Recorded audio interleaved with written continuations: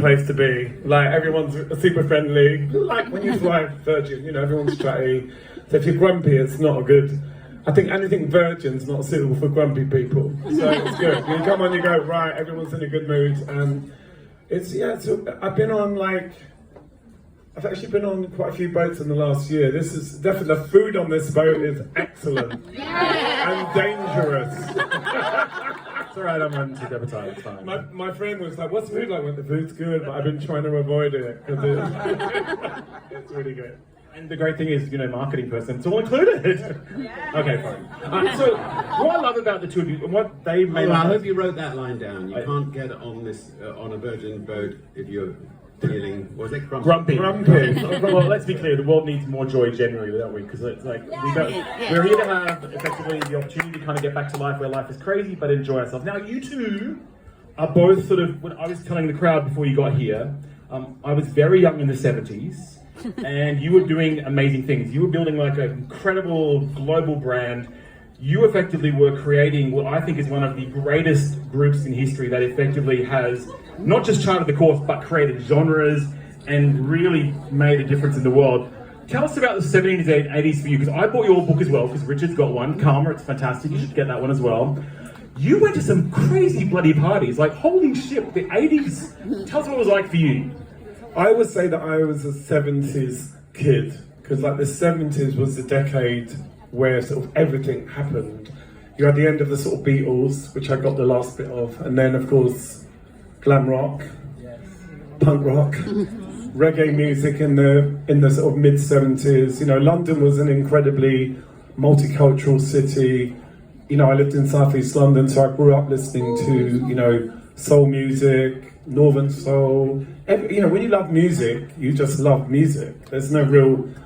When you get older, you get a bit cooler and say, oh yeah, my first album was this. But when you're a kid, you just love it all. You know, Irish show tunes, rebel songs. It was just music was the thing that kept me sane when I was a kid. You know, it was the thing that when I got to be on my own, it was always listening to records in the bedroom, Gladys Knight and the Pips, you know, Marvin Gaye, but also everything, punk rock, prog.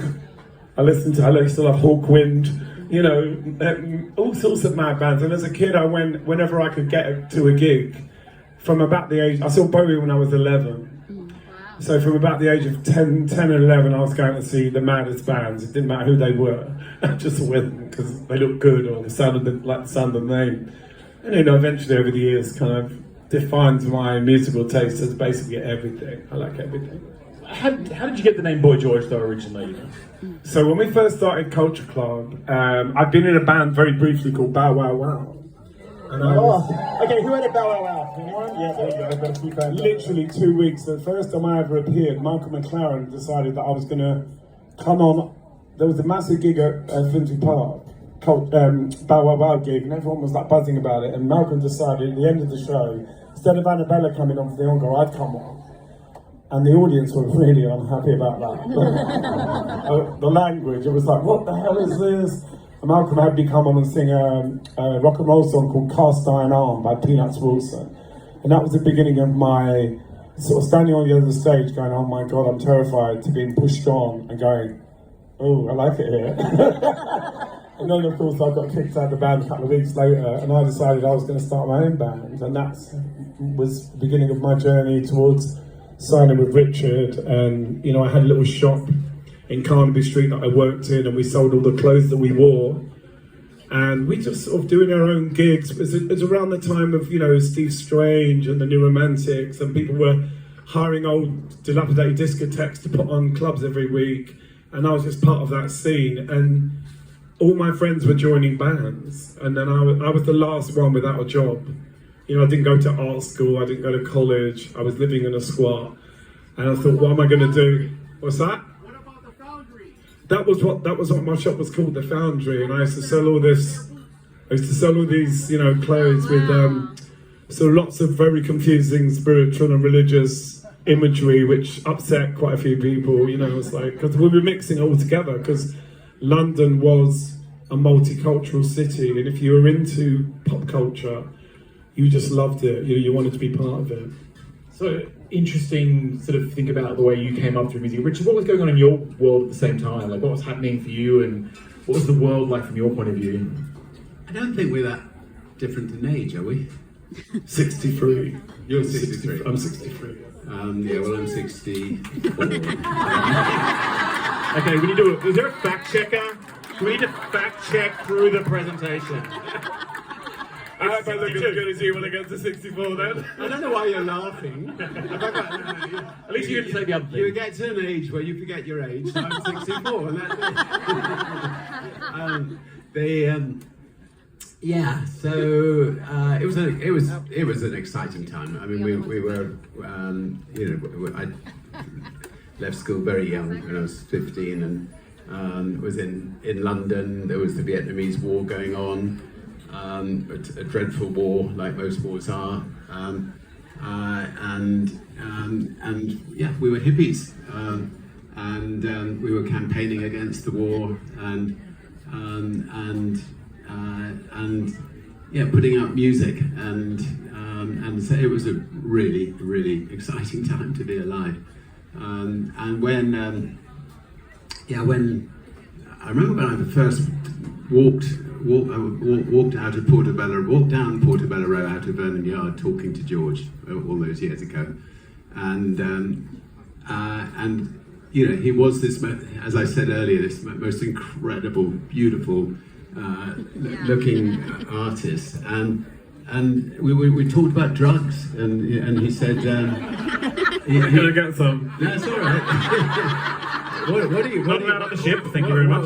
What he said to me was he just could not understand people taking drugs. He was like, he was the absolute purest person. What every mother would have, loved. Would have been very happy for their son or their daughter to go out with. Little did they know, but.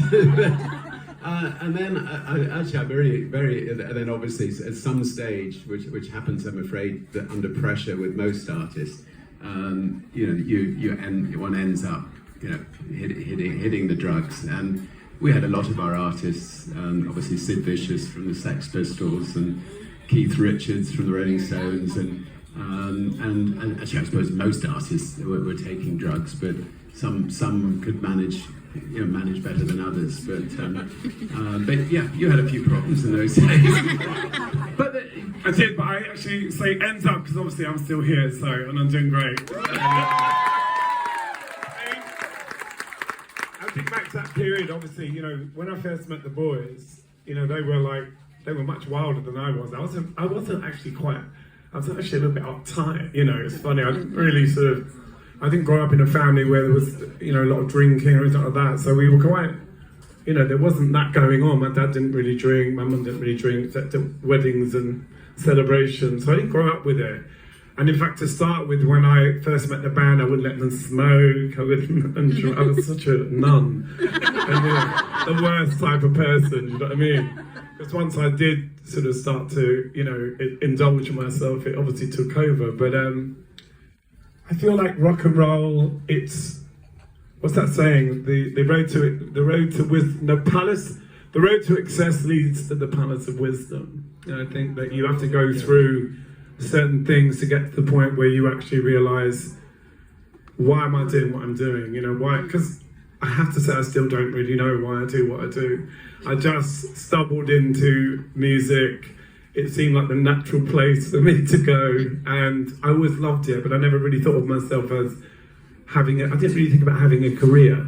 Do you know what I mean? That was the difference. I came from the punk background, and the idea of like a job, working, a 9-to-5 job, because obviously my dad had his own company, all my brothers worked for my dad, and I refused. I said to my dad when I was 14, I'd rather paint and decorate myself than come and work for you, and thank God I ended up where I did, really. It's interesting because, record labels, and you can imagine they're full of sharks. We've all seen the shows. Like, you're an artist, a purist, a believer, someone who actually was also quite different when I was listening to your book about how you talk about the world, that you were kind of not cut from the cloth of that world. But when you met the team from Virgin, why do you want to work? Because I love the story you were telling Richard the other night about what they were really like, that kind of they broke the mold from what you're expecting. we went to a few record companies. Obviously, there was a few people interested. There wasn't like a mob wanting to sign us. But we went to a few labels, a couple of people that were interested, and they were very formal. You know, even though they were legendary record labels, it was very formal. It was very uptight. When we went into Virgin, it was just insane. It was just buzzing. Still is, you know, just there wasn't any partitions that you could hear music. Everyone was talking to everyone. There was this kind of just a different vibe, and I think that was what I feel. That's what you were trying to do. Not, you know, because rock and roll should never be stuffy. That's not why you go into rock and roll. Let's get a proper job. So for us, it was that kind of, you know, just friendliness and frenzy that drew us in, I think. And it's also richer for you. You started, why? Because, does anyone know the story about why you called it Virgin? You should tell people how you got there, because first of all, a company named Virgin today would be quite interesting. So how did you get there, Richard?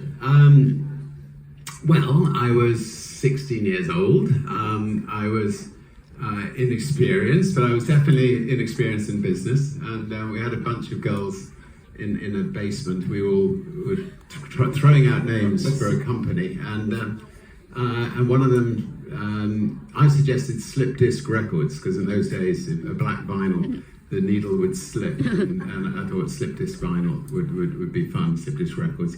And then one of them said, "Why don't you call it Virgin? We're all virgins, laugh, and you're virgin in business." And that would have been a lot better than Slip Disc Spaceships or Slip Disc Voyagers.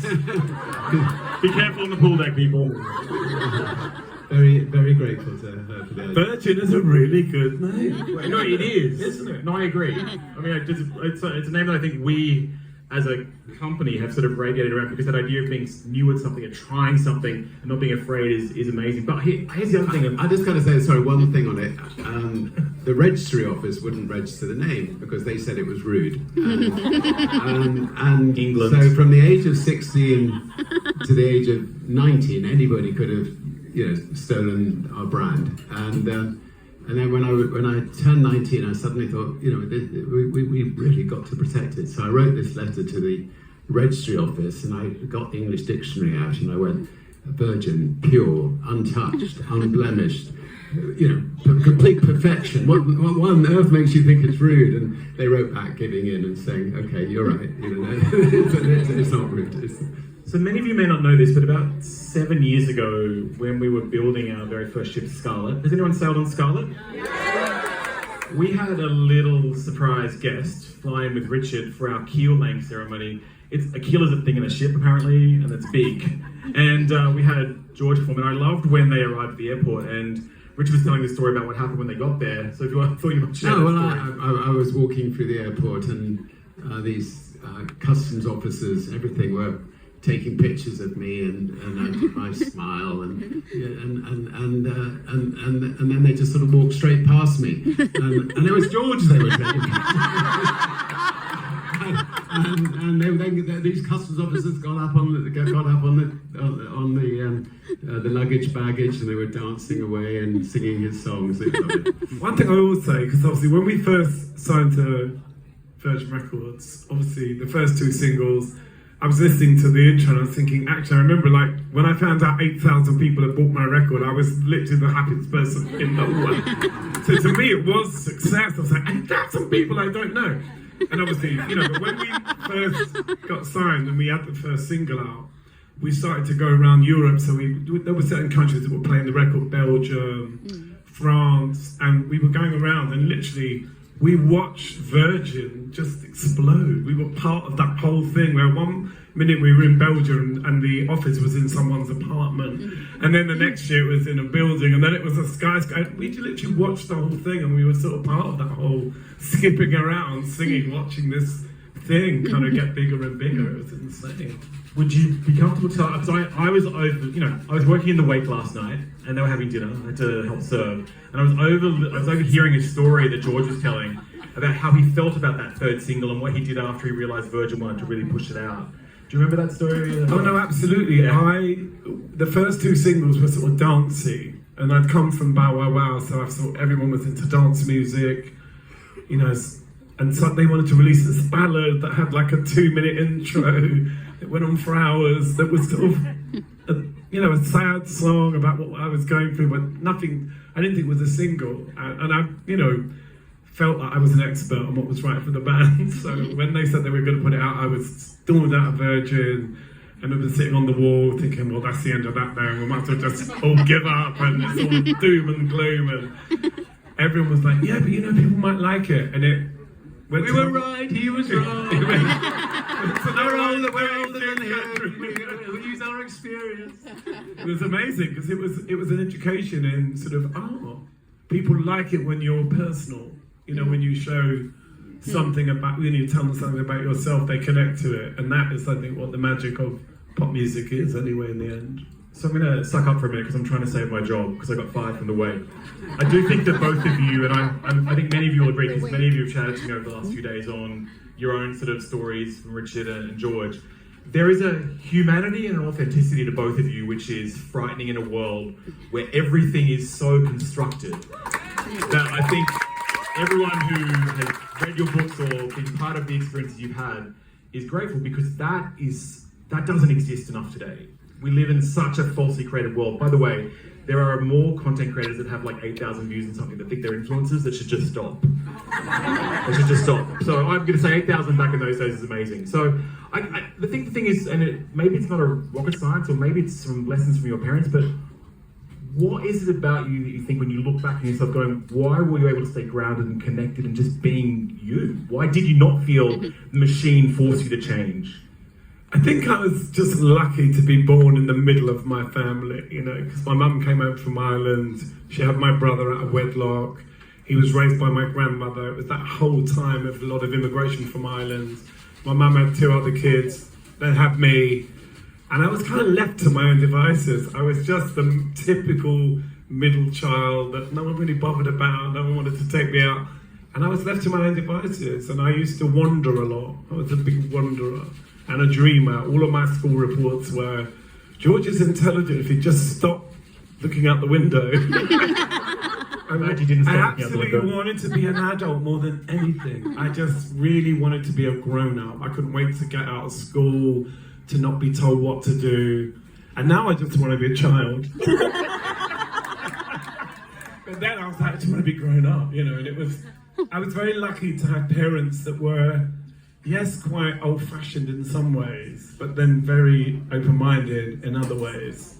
My mum, I think because my dad was quite jealous. My mum was gorgeous, Aquarian, not dead gorgeous. And my dad anyone looked at my mum, my dad would go mad. So in a way, my mum gave me permission to be myself because she was sort of repressed in a way. She was an amazing seamstress, she made beautiful clothes, but never really got a chance to wear them. So I always felt like she let me, to start with, she was like, no, trying to stop me. And she would say to my dad, look what he's wearing. And my dad would just get his newspaper and go, if he wants to get beat up, let him go out like that. And that was his approach. And eventually, as I say, they say you grow out of it, but that's definitely not what happened to me. I love you for it. I'm realised that I'm not old enough to be his dad, but I feel sometimes like I was his dad at one stage of his life, and I am so incredibly proud of him. I was going to tell a story, if I may. So George got into the depths of the depths. I mean, like, you couldn't go any deeper because of drugs, and any day now we were going to hear that he'd overdosed, and so we took him out to a little cottage in the countryside, and this little woman, she was about 4 foot something tall, if she was that tall. Anyway, she was an expert at weaning people off hard drugs, and so she and he spent a week or so in the cottage working on trying to get himself clean, and he wanted to become clean. George had a manager that had a Rolls Royce who turned up one day at our house. Now, we've never had a car. Tony Gore, yeah. This massive car turns up, and the press, who had sort of people looking for Boy George in lots of different places. Obviously, had a scout outside the house. So within 24 hours, there were 100 press sitting outside the house, or whatever it is, a lot of press sitting outside the house. And I get a call, so I drive down and walk across the fields in the back and come in, and so we decide to make an escape, and there's long grass in the back of the fields. The press are all at the front, and George and I are crawling. We crawl across four fields.